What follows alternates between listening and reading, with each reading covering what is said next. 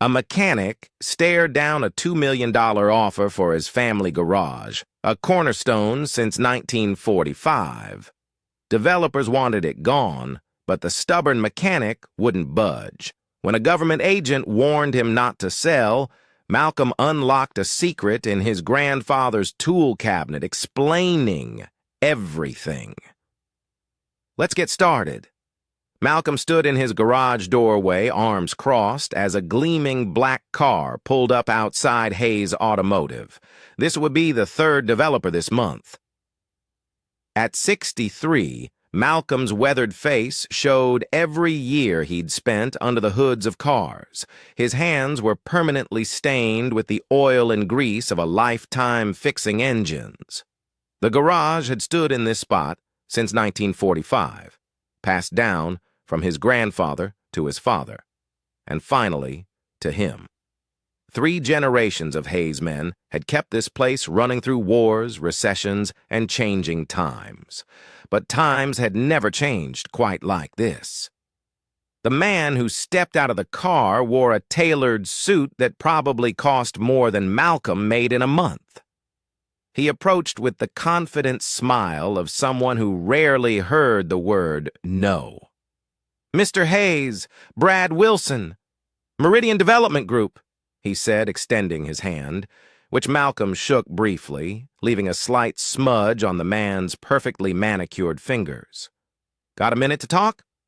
"I'm working," Malcolm replied, gesturing to the '87 Chevy he'd been fixing when the car arrived. "As you can see, this won't take long," Brad assured him, following Malcolm into the garage. "Anyway, I'll get right to the point. Meridian is prepared to offer you $2 million for the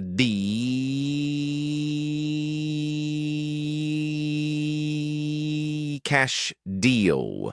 No contingencies." Malcolm didn't even look up as he reached for a socket wrench. "Not interested." Brad's practiced smile didn't waver. "Perhaps you didn't hear me. $2 million, Mr. Hayes? That's nearly double what this property's worth."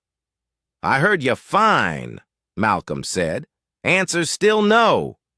Behind them, Emma Wilson, Malcolm's 24-year-old apprentice, pretended to be absorbed in an oil change while listening to every word.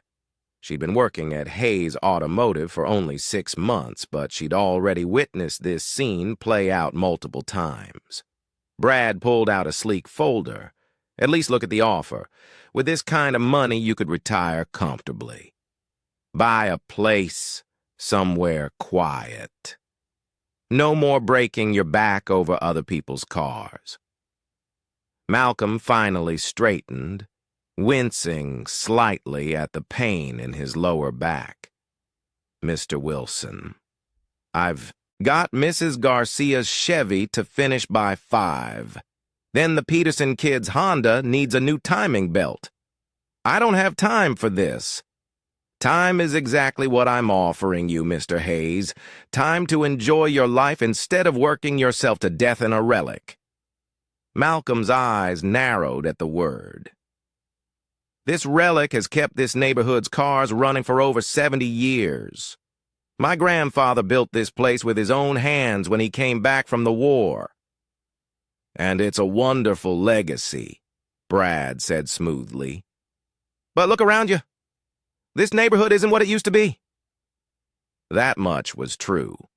What had once been a working-class area of small businesses and family homes had transformed over the past decade. Artisanal coffee shops, boutique clothing stores, and upscale restaurants now lined streets where hardware stores and diners once stood. Hayes Automotive now sat like an island of grease and grit in a sea of polished gentrification. "All the more reason to keep fixing cars here," Malcolm replied. "Somebody's got to do it." Brad's smile finally faltered. "Be reasonable, Mr. Hayes. Every property has a price, and frankly, time isn't on your side. Property taxes in this area have tripled in the last 5 years. How long can you really hold out?" For a moment, something like uncertainty flickered across Malcolm's face.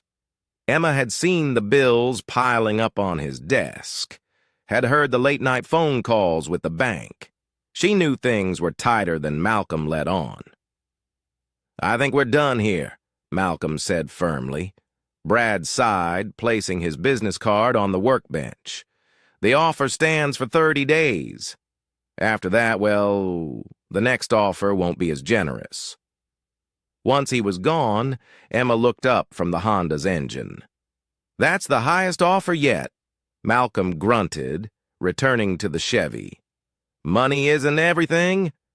"It is when you're behind on the property taxes," Emma said carefully. Malcolm shot her a look. "Been going through my mail?" "No. But I've got eyes and ears," she said. "I know things are tough." Malcolm sighed, his shoulders sagging slightly. "This place isn't just a garage, Emma. It's—" "I know," she said softly. "It's your family legacy." Malcolm nodded, then pointed to a faded black-and-white photograph hanging on the wall. It showed a much younger man, standing proudly in front of the newly built Hayes Automotive in 1945. "That's my grandfather, Thomas Hayes. He built this place after serving as a mechanic in the Pacific. Said he'd seen enough destruction and wanted to spend the rest of his life fixing things." Emma had heard this story before, but she never tired of it.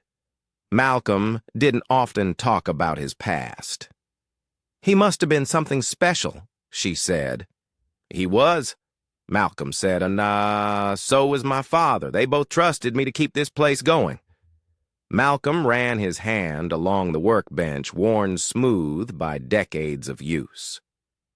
"Some things matter more than money." Later that evening, after Emma had gone home and Malcolm was closing up, his phone rang. His son Michael was calling. Malcolm listened as his son pushed the same argument he'd been making for months, that selling the garage was the only sensible option. The business was barely staying afloat. The building needed repairs they couldn't afford, and the neighborhood had changed beyond recognition. "I saw the tax notices," Michael said, his concern evident even through the phone. "Lisa and I can help out, but it would be throwing good money after bad." "The business isn't failing," Malcolm insisted, more stubbornly than truthfully. "Dad, be realistic," Michael said. "Just promise me you'll think about it, okay? Lisa and I are worried about you." After hanging up, Malcolm stood alone in the quiet garage. The familiar smells of oil and metal surrounded him, comforting in their constancy. He walked slowly through the space, running his hands over tools he could identify by touch, alone.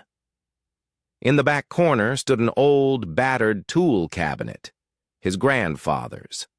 Unlike everything else in the garage, which Malcolm allowed to be used freely, this cabinet remained locked. He'd promised his father he would keep it that way, just as his father had promised Grandpa Thomas before him. "Some promises have to be kept," Malcolm muttered to himself, switching off the lights and locking up for the night.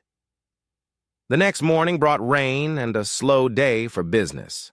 Emma arrived early, bringing coffee and donuts, as she often did. "Thought you might need this," she said, setting a coffee on the workbench beside Malcolm, who was already elbow-deep in a transmission repair. "Rough night." Malcolm grunted in appreciation for the coffee. "Michael called," Emma said. "Been talking to his mother." "Ah," Emma said, understanding immediately. "The prodigal son wants you to sell?" Malcolm sighed. "He's just concerned. Got a good head for business, that boy. Always has. Just doesn't understand some things can't be measured in dollars and cents." Emma nodded, pulling on her work coveralls. "My dad was the same way about his construction company. Worked himself to the bone keeping it going even when the big contractors were undercutting him left and right." "Your dad sounds like a smart man." He was, Emma said with a sad smile. Massive heart attack at 56. Doctor said it was stress. She met Malcolm's eyes directly. That's why I worry about you, boss. Malcolm opened his mouth to respond when the garage door opened, letting in a gust of rain, and a man Malcolm had never seen before. Tall, military-bearing, close-cropped gray hair, despite a relatively young face, maybe mid-40s. He wore a plain, dark suit with a small pin on his lapel that Malcolm recognized as military-related. Malcolm Hayes? The man asked, his voice clipped and professional. Depends who's asking, Malcolm replied cautiously. The man reached into his jacket and produced an ID card. Colonel Daniel Connors, Veterans Affairs Liaison Office. Malcolm frowned. Veterans Affairs. What's that got to do with me? May we speak privately, Mr. Hayes? Emma took the hint. I'll go check the inventory in the back, she said, disappearing into the storage room. Once she was gone, Connors spoke again. Mr. Hayes, I understand Meridian Development Group has made you several offers for this property. Malcolm's frown deepened. How is that any business of Veterans Affairs? It's complicated, Connors replied, his eyes scanning the garage. But I'm here to strongly advise you not to sell, at least not to Meridian. Wasn't planning to sell to anyone, Malcolm said. But again, why does the government care? Connors hesitated, choosing his words carefully. We have reason to believe Meridian's interest in your property goes beyond simple real estate development. They've been purchasing specific properties throughout this region, including several with historical significance to veterans. Malcolm stared at him. My grandfather was a mechanic in the Navy during World War II, but this is just a garage. Are you certain about that? Connors asked quietly. Before Malcolm could respond, the door opened again, and Brad Wilson stepped in, shaking rain from his umbrella. He stopped short at the sight of Connors. I apologize for the interruption, Brad said smoothly, though his eyes had hardened at the sight of the other man. I didn't realize you had a visitor. Just leaving, Connors said, handing Malcolm a plain business card. Think about what I said, Mr. Hayes. With a curt nod to Brad, he walked out into the rain.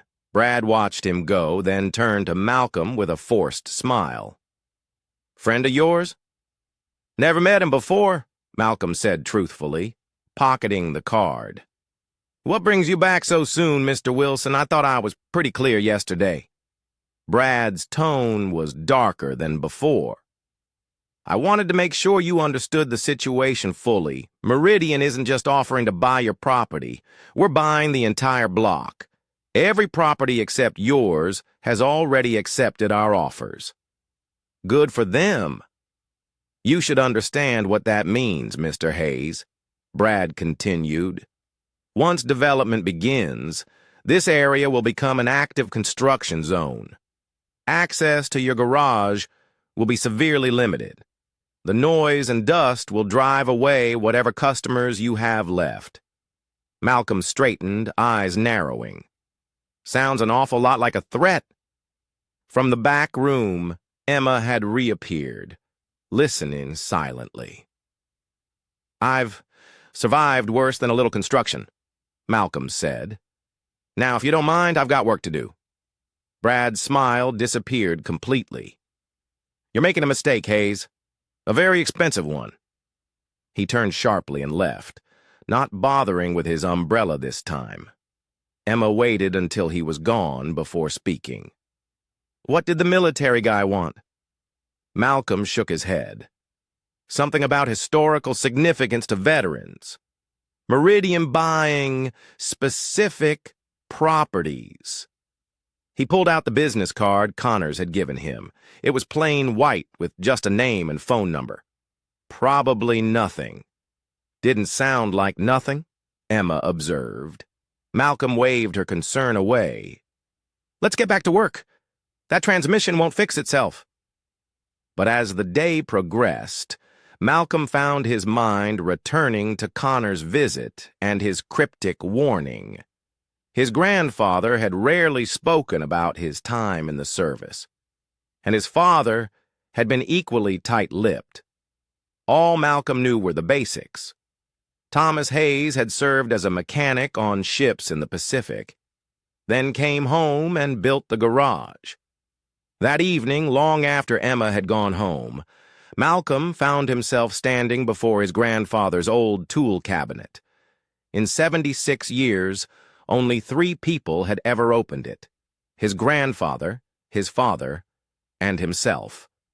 And none of them had ever revealed what was inside. Keep it locked, his father had instructed when passing the key to Malcolm years ago. That was Grandpa's wish, and we honor it. Malcolm had never questioned the instruction, respecting the boundary out of love for his father and grandfather. But now, with pressure mounting from all sides and cryptic warnings from the government, he found himself wondering what secrets the old cabinet might hold.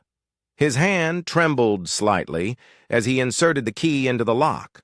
The mechanism was stiff from disuse, but it turned with a solid click. Malcolm hesitated, then pulled the cabinet open. The interior was surprisingly ordinary at first glance. Old tools, some papers, a few photographs. Nothing that explained decades of secrecy. Malcolm carefully removed the items, examining each one.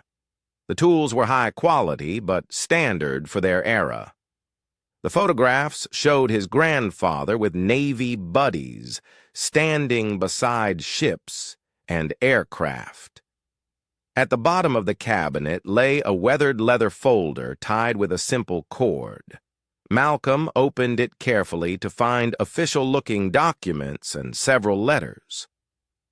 Their paper yellowed with age. The top document caught his eye immediately. A deed to the property dated 1945, but with conditions he'd never known about. As he read through the papers, Malcolm's hands began to shake. There in black and white was the truth his family had protected for generations. Hayes Automotive wasn't just a garage. It was a sacred trust. The deed showed that the land and initial building had been gifted to his grandfather by Rear Admiral William Harrington, a decorated Navy commander whose entire ship would have been lost during the Battle of Leyte Gulf if not for Thomas Hayes's mechanical ingenuity during a crisis. When their ship was crippled by enemy fire, Thomas had improvised repairs under heavy bombardment, saving the vessel and the lives of over 300 sailors. But the deed came with unusual conditions, spelled out in legal language and signed by both men. The property must always serve the local community at affordable rates. It could never be sold for pure profit or converted to any use that didn't benefit the working people of the neighborhood. If these conditions were ever violated, ownership would revert to a trust for veterans. A handwritten letter from Admiral Harrington explained the reasoning to Thomas Hayes and all who followed him. What you hold now is more than property. It is a covenant between us. When you saved our ship and the lives of my men through your mechanical genius and courage under fire, you asked for nothing in return. When I insisted on showing my gratitude, you spoke only of your dream to serve your community by fixing the things others had broken. This land is my gift to that noble purpose. The conditions attached to this deed ensure that what begins here will continue to serve others long after we are gone. In a world that too often forgets its promises, this one shall be binding through generations. Beneath this letter was another from Thomas Hayes to his son, and beneath that one from Malcolm's father to him. Letters never delivered, each explaining the true nature of the family business. Each meant to be discovered only when truly needed. His father's letter was the most painful to read. Malcolm, if you're reading this, the time has come when keeping our family's promise has become difficult enough that you've opened Grandpa's cabinet. I'm sorry I didn't tell you this directly, but some traditions must be discovered rather than simply told. Hayes Automotive has never truly belonged to us. We are its caretakers, entrusted with maintaining a promise made between a grateful admiral and your grandfather. The conditions in the deed are legally binding. This land can never be sold for development or used for anything that doesn't serve the community at reasonable rates. At the bottom of the letter was the same phone number that Colonel Connors had given Malcolm that morning. A sudden crash from the front of the garage jolted Malcolm to his feet. He quickly gathered the documents, shoving them back into the cabinet and locking it. Grabbing a heavy wrench, he moved cautiously toward the source of the noise. The front window had been smashed, and a brick lay on the floor surrounded by broken glass. Attached to it was a note, "Final warning, sell or regret it." Malcolm called the police, but the officer who responded seemed uninterested, suggesting it was probably just neighborhood kids causing trouble. Malcolm didn't argue, but he didn't believe it for a second. That night he barely slept, his mind racing with the implications of his discovery. By morning, he'd made his decision. He called the number on Connor's card. "We need to talk," Malcolm said when Connors answered, "about my grandfather, Admiral Harrington, and the covenant on this property." There was a long pause on the other end. "I'll be there in an hour," Connors finally replied. When Emma arrived for work, she immediately noticed the boarded-up window. "What happened?" "Someone doesn't like my business decisions," Malcolm said grimly. "Listen, Emma, I might need to close the garage today. Something's come up." Concern crossed her face. "Is this about that military guy yesterday?" "Sort of," Malcolm said. "It's complicated." "Is it about what's in your grandfather's tool cabinet?" Emma asked quietly. Malcolm stared at her. "How did you—" "I've never looked inside," she assured him quickly. "But I've seen how you are with it. Whatever's in there, it's important. And now people are throwing bricks through your window right after a government agent shows up. Not hard to connect the dots." Before Malcolm could respond, a black SUV pulled up outside.